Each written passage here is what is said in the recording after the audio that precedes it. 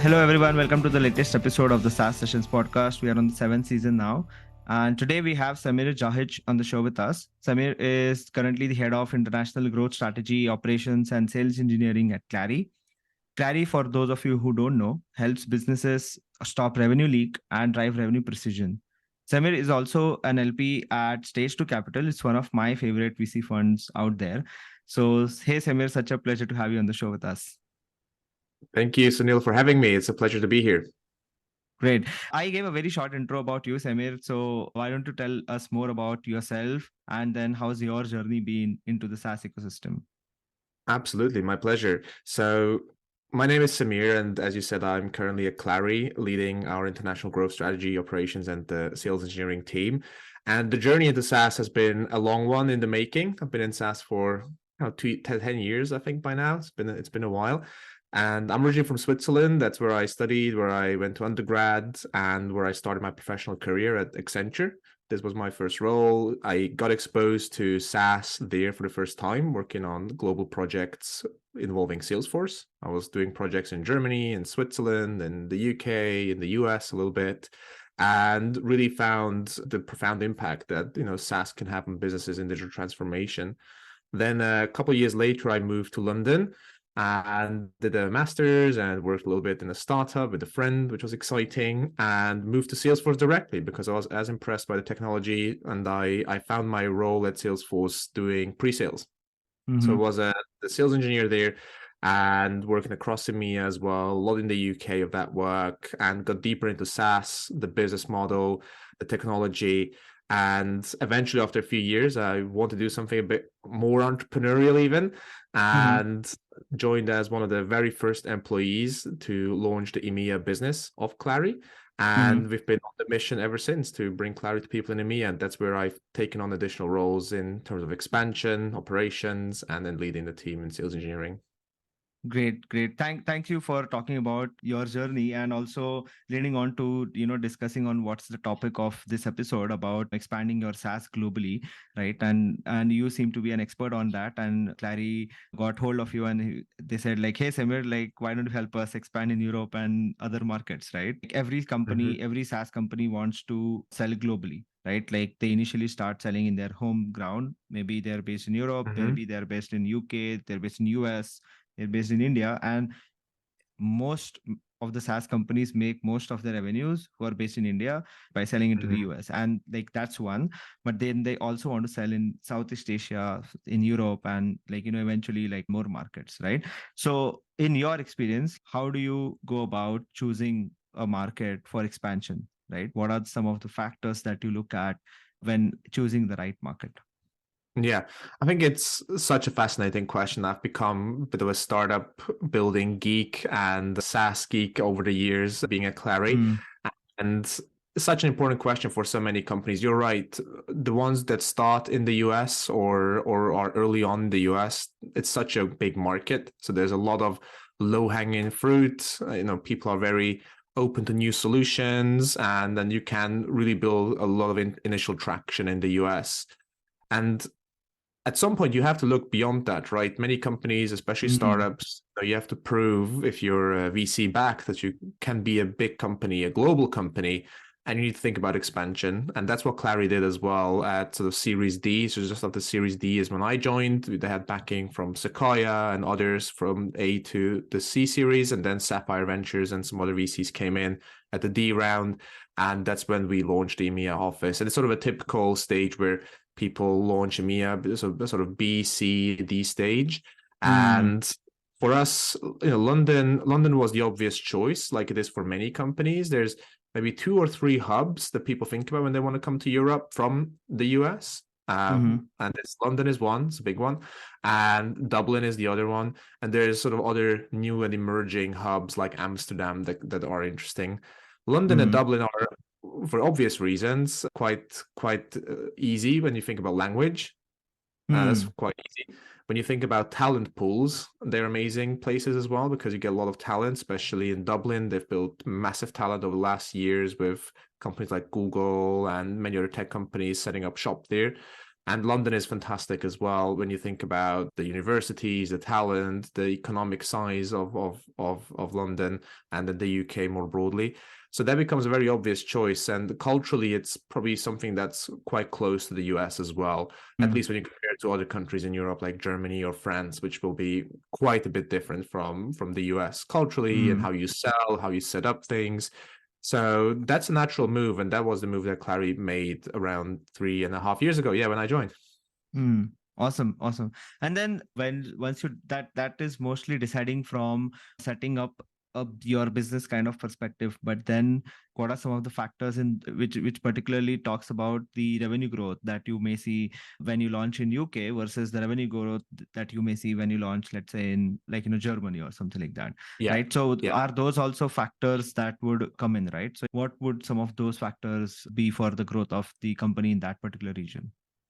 absolutely. So it's interesting how people think about this. And I was just at the breakfast last week with VPs of EMEA from many SaaS companies in the US, from Sneak, from Greenhouse, Clari was there, a bunch of other companies as well. And we were discussing the different ways of how you then go deeper into Europe once you have that first base, be it Dublin, London, whatever the case is. And one was interesting where, to launch in a market, you don't have to open up an office in the market. So there's kind of two different notions. People always think, oh, I only launch in the market if I have a physical office with people sitting there and selling in the market. That's not necessarily the same thing, right? And it's been like that for us as well. When you think about how Clari started, as I said, we were just the five of us, kind of a couple of months in 2020. And if we remember back to the dark times in 2020, it was, the pandemic broke. And for us, it Yeah. was, we don't need an office and everybody's virtual. And we actually started selling to companies across the continent. And for us, the factor and why we were successful in selling Clari across the continent was the ICP, the ideal customer profile we were after. They were very open already from the start to work remotely. So a lot of tech companies that buy Clari, and they are already distributed teams. So we might sell to somebody sitting in Vienna, Austria, but their operations team maybe sits in Atlanta on the East Coast. Or we sell to a company in Barcelona, but their CFO and their CRO, Chief Revenue Officer, they sit in London. So it would already make sense for us, even just being in London, to sell virtually through Zoom and run the sales cycle like that. Now, that's worked for us and our ICP. It's very important for people who listen in this podcast to think about their product, their value proposition, and their buyers. How are they behaving? How are they buying? What kind of sales cycles are they typically used to? Because that will determine if you need to be closer to them physically with like an office and people on the ground speaking a local language, or if you can do a remote selling motion. So it's really important to understand the buyers and buyer behaviors and how they think about buying software and what your ICP is. So for us, it worked really well from the start, kind of stick to a remote selling motion and only travel occasionally when needed. And that's sort of a key thing to kind of think about when you think about selling into different markets early on. Got it. Got it. That's a very good perspective that you bring. Like, you don't need to be physically present in some market to expand into that market. But let's say now you have decided, like, you have your GTM plans laid out and you have decided that, okay, like, this is the market in Europe or let's say Middle East or any market globally that you want to tap into. And now you set up some operations, maybe locally or maybe remotely. And like, you're all ready to capture that. So what are some of the delaying factors that you have seen generally occur when you are trying to expand into that market? Maybe it's localization, maybe it's some regulation, maybe it's some competition in the local region, right? So what are some of those kind of factors? There's all of it, all of the things you've mentioned. It's very exciting. And Yeah. I can dive into each of those because you're absolutely right. You're hitting the nail on the head. This is what you need to look at. So yes, ICP, defining territories, understanding where your accounts sit, using RevOps capabilities to understand where's the opportunity, where do we have most of ICP to go after. Then I think as you start building your base, so let's say you start in the UK, you build a few, a bit of traction in the UK, get a few customers. That's great. And then the next question is, where do you have signals? Like, be really data driven around your approach. Where do you have signals, be it, top of funnel, you see feedback coming in, you see demo requests, whatever your measurement is, you see that from Paris, Berlin, Munich, Zurich, wherever it is. and you start to understand where is the next lighthouse customer I'm going to build and build around them. And at the beginning, you will not open up an office straight away and invest heavily in terms of cost, but you will probably travel and maybe set up a breakfast or an evening event or start sponsoring something locally to explore the market more. It's what I've done when I travel to Germany for an event. I travel to other places, kind of try and get a feel for the tech community, the SaaS community of our ICP in the region, and try and understand, do we need to be physically present here to sell? Do we just need to market here? And get a bit of an assessment of the situation. And that's, I think, how you should approach it. It's I think in startup land, it's easy to build amazing fancy plans. And like this famous quote goes, plan is only as good until you get punched in the mouth, and then you throw the plan out the window. And so it's good to not over plan, but really just follow the signals, follow the data, understand your customer really deeply, and start building that motion. Because we went from, I think 3 or so customers, we opened up the office, and was maybe, 15, 20 customers in the first year, not even that many, right? But now it's hundreds, and it's in, I think, 16 countries the last time I've counted. And it was always, oh, Germany, that's interesting. We got one customer, and then they move on to a different company, and we track the champions, and we track the people who are moving to different companies, and we go back to them and say, hey, you used Clari before, and you had really good experience with, scaling your revenue engine and improving the company. How about use Clari again at this new company? It's like, oh yeah, that's fantastic. It's a good experience. So you build your lighthouse customers and champions, and that's really helped us ignite momentum. But it takes time. It takes, the first year was all about those lighthouse customers. And I really mean also people within the accounts that you follow and help. And it's great to build a big plan and then think about, hundreds of customers and all the many countries you want to launch in. But at the beginning, you just have to be extremely data driven and look at the detail to understand who is our champions and where are they moving, how do we cultivate that, and then over time you'll gain more momentum and have to get a bit more organized and machine-like around it. That's really great insights. And so I want to understand, like when you joined, like you mentioned, Clari had just raised Series D, and I believe like most of the reason of the Series D was also, I'm assuming, like expanding to different markets and thinking about M&A, because I also know like Clari acquired Wingman, which is based in India, and Shruti, who was the CEO of Wingman, was also been on the show in previous, fantastic. one of Yes, the she's previous great. seasons. Yeah. So VCs obviously help in this expansion. So what, what sort of help do VCs generally provide, and what sort of help should founders generally expect from VCs when they're raising, and especially raising to, expanding to new markets? Amazing. Very good. And I realized I did not answer your other question about localization and competition. We'll talk about that later on as well. But first, the VCs. I mean, the VCs are fantastic. I think Clari is very fortunate with Sapphire Ventures, Sequoia, Blackstone, and our kind of backing us. And it's been fantastic because a lot of the VCs that we work with, they have local representatives here as well in London. And they have, people there in roles like business development or portfolio operations, titles vary. But their goal is to help the companies scale better. And some of them do this in London, and they connect us with others in similar shoes like us, with partners of ours. So Clari is a partner of Six Sense, partner of other companies in that space. And we talk with them like, hey, how did you expand here? How was your strategy? Where do you see the signals? Because we're both selling tech. One is maybe a bit more marketing intent, another is more revenue operations. Then you talk to some more on the enablement side, like HighSpot, and you ask them for advice. And the VCs do help connect the dots for us and help us build those relationships, because you don't need to make a mistake twice if you can learn it from somebody in very similar positions like you are. So we have a very tight community with other SaaS vendors in London or in Dublin expanding into Europe. And the fun thing about this is, compared to the company's headquarters in the US, we're all the startups within the startups, because we're just, 5-10 people. Clari, and Clari was, I think when I joined, was about 220 people. Now it's, I think, 700. So we're like the startup within the startup, and we can sometimes move even faster out in the expansion market because we just get to get stuff done a bit more quickly. And that's really fun as well, working closely with them. And the VCs do unlock these relationships for us. They make intros as well to portfolio companies that might be headquartered here. And yeah, I'm really appreciative of the VCs, how they support us on our journey here. Nice, nice. And I was reading a playbook by Index Ventures. So I think predominantly famous in Europe, and they help like European startups go into the US, and they have a very good playbook with great examples of, let's say, Zendesk and Typeform are great SaaS Hmm. companies who Spendesk as well, like started out in Europe and then expanded to Yeah, US as a win. So coming back to absolutely. the previous one, like talking about localization and competition, right? Like, so what are some of these factors in these two particular swim lanes that might affect or that might cause delays when it comes to market expansion?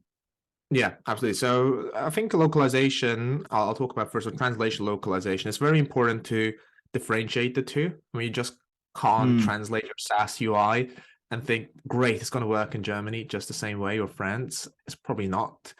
And people have to make sure not to underestimate the task of localizing software. I think even companies like Salesforce only, I think even past IPO did localization properly into different languages. Mm. And if you don't have to go that route, don't, right? Again, listen to your buyer, understand them. Of course, if you're selling to small manufacturing companies in Germany and they speak German all the time, everything they look at is in German all the time, you probably have to think about translation and localization earlier. If, Mm. however, you're selling, like Clari does, again, a revenue operations platform that is helping people run revenue more effectively across the globe, English will probably do. And it's been the case for us. So it's very important to kind of understand that nuance in your buyers and adhere to that. On the Mm. competition side, that's a fun one. I love competitions, always good. And competition is interesting where, again, when you're thinking about competition, there's different levels. You have a big tech you're competing against, or Mm. small ankle biters, earlier stage startups. So there's always a different dynamic in those different companies. What is interesting is when you're coming in as a new player is make your first customers really successful. I think we talked about the lighthouse customers. I still Mm-hmm. am in touch with some of the very first people we worked with, that we partnered with, and they've been successful for years now. We just ran an event yesterday with our CEO in London with a room full of people, and we had C-suite there, we had SVPs there, and they just loved the solution. And they were some of the Clari users that've been with us for the whole journey since we launched in Europe. And it's Nice. nice to see that kind of played back into the audience, and they see the value in how they can master their time to revenue and run their teams. And it's really effective, right? That really helps create a brand. And 3 years ago, we might have had the chance to fill a room with 10 people, and that's a nice dinner, and it's good. It's like early advocates, and yesterday we had, like, I think almost 100 there, and Nice. that was impressive to see that. And that's through advocacy. Of course, Mm. marketing plays a role and other things as well, but it's a deep advocacy that helps spread that. So that's great. And more than on the tactical side, as I'm thinking about how do you differentiate as an expanding startup into Europe out of the US, Mm. you have to support your customers, not just in when you sell and Mm. show a great demo, do an amazing value assessment and POC, whatever the case is, but you really have to be there for them throughout the journey. We all know SaaS is a recurring Mm. business. It's a Yeah. recurring revenue you want to get every year, every few years. And for us, it was important from the start to have strong customer support, strong implementation, strong customer success to help them realize value so that they renew and become happy customers over a longer time. And not every company can offer that, because if you're on the West Coast in the US with a small team and you win a customer in Germany, or Munich, let's say, it will be very hard for you to support them with a time zone Mm. gap, also a bit of a cultural gap, probably.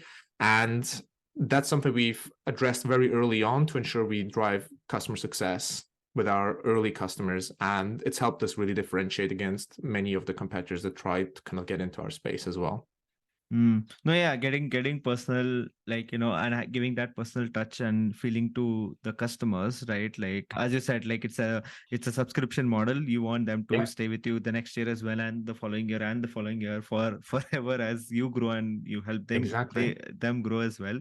So yeah, like it's a great way to differentiate for sure. Giving a great experience always goes long way, right? So can you give a specific example of a market entry, right, or an expansion initiative that you led at Clari that encountered, unexpected obstacles, right? Like maybe not localization, maybe not competition, maybe not regulation, but something that you didn't account for, you didn't anticipate, and came to you as a surprise. And then how did you overcome it? Yeah, I mean, I don't like surprises so much, contrary to many people. So I try Mm, to anticipate as many of the things as I can as we kind of start and build our business since 2020. And mhm, one thing that I knew, there's two things that I knew from early on. One is privacy. People are very concerned about privacy and data protection in Europe, and I think it's top of mind for pretty much every company expanding into Europe. And we struggled a little bit at the start because there was a lot of changes in regulation for the chief mhm, security officers listening, with the privacy shield being invalidated, and kind of a standard contract clauses being added to contracts. There was a lot of motion, and I think what we had to start to account for more in sales cycles, because it would take longer to sell, it would take more sales engineering power to mhm, convince and to explain, was the security aspects. Whereas in the US, it was always kind of, oh yeah, we reviewed your documents, SOC 2, ISO, pen tests are done.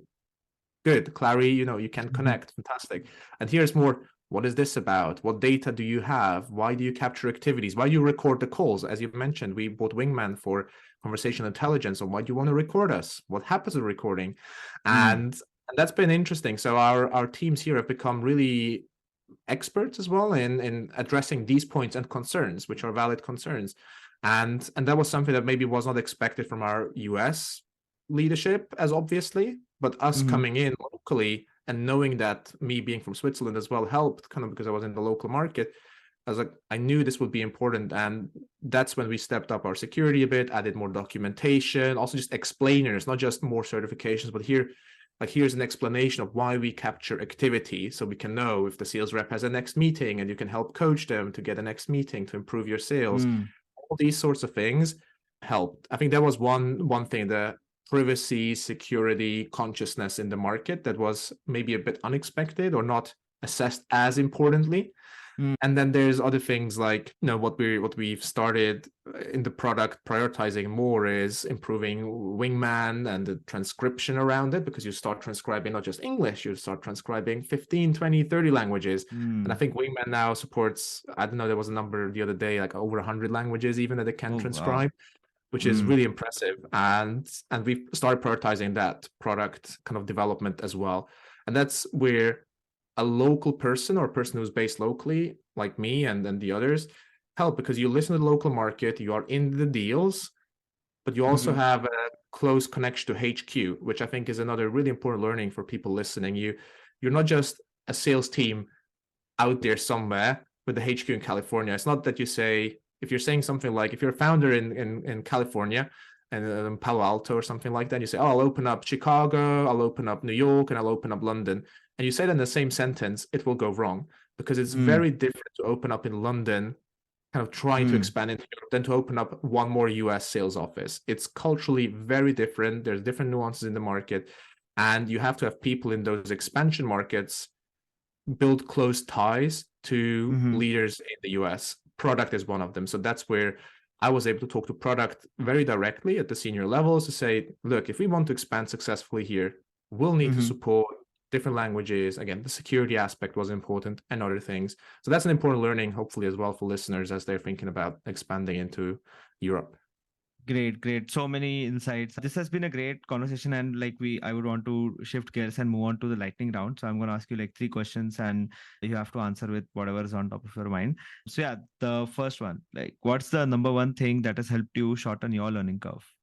The number one thing is, sure, my learning curve, I think, is move from reading to listening.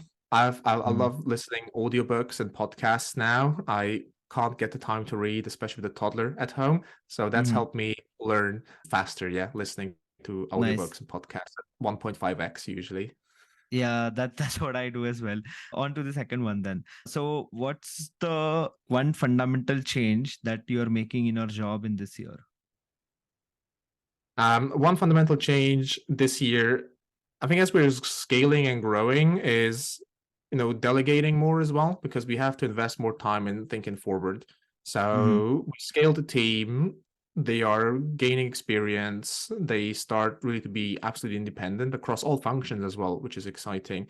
So as a leadership team, we'll have to look more forward, like this new economy, the next stage of our growth. And that's probably going to be a bit of a shift, right? Move from tactical in the deals, in the business, to thinking forward. I think that's the next step for us. Nice. And then on to the last one. So what do you know about your work now that you wish you would have known when you first started? Oh, I wish I first started. Well, I knew it would be exciting. I knew it would be hard. And I wish, okay, I'll say this. I wish I knew earlier how much I'd learn and grow in startup land. And then this goes for any startup, I guess. But I would have probably made the jump even earlier into startup land. I mean, I was a kind of Accenture and then Salesforce, but the amount of learning you go through in just a week, a month, a quarter doesn't compare to anything I've had before. And at Clari, especially when we deal with chief revenue officers and C-suite, help them run revenue in companies and improve their businesses, it's just fantastic. So I think that the amount of growth is amazing. And if I had told myself that a couple of years earlier, I'd be, why am I not doing this today? Why wait another year? And that's been very exciting for me and a great journey. Same. I think the same as well. Like that's why I always like worked into startups, and I try to find like, 0 to 1 the most exciting and the most challenging. And in a way, Yeah. like you were in a 0 to 1 at Clari as well when they just launched in Europe. And as you said, like, startup within a startup. So that's definitely like a, great role and great responsibility to have, an exciting one. Yeah, definitely, for sure. Awesome, awesome. So thanks a lot, Samir. That marks the end of the episode, and thanks a lot for sharing all these great insights for for any SaaS company or any founder or anybody who's listening there, just expanding into different market stuff. But I think listening to your insights and your experience would help them ease the process and have some questions cleared in their mind. Wonderful. It was a pleasure being here, Sunil. And if anybody wants to reach out, you can always find me on LinkedIn, and happy to connect as well. Thank you for having me.